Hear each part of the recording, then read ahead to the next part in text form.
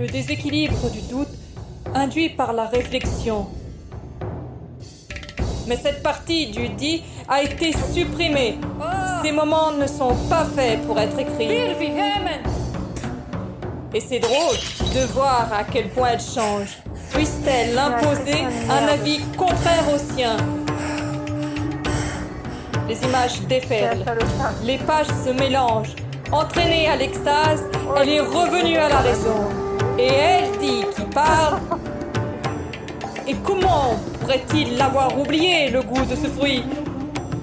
De longues promesses, tu m'avais tenu, homme. Trop pâle, laissé pour compte, efforcé, genou fléchi, c'est mal me connaître.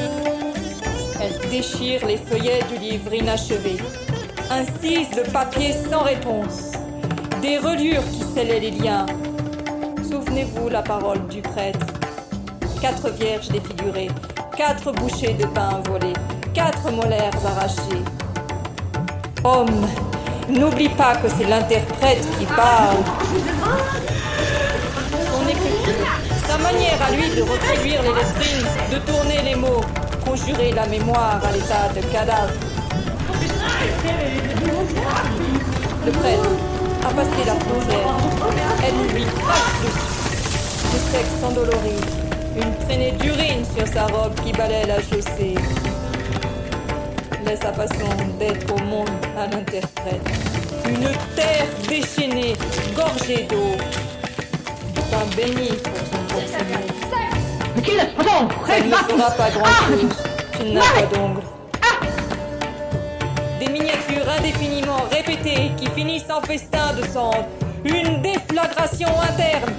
Saint homme de maître, ne sommes-nous pas égaux? Deux moitiés de la même pâte.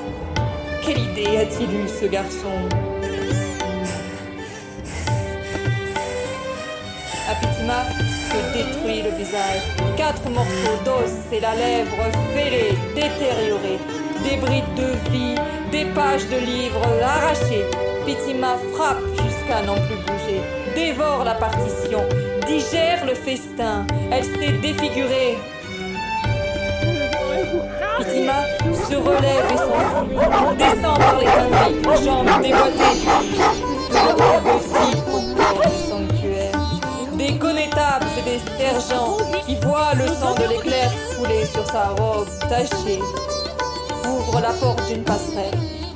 Toute une partie du visage paralysé. Diront que c'est le sang des menstrues, ou de la rédemption, ou de la répétition d'une chute.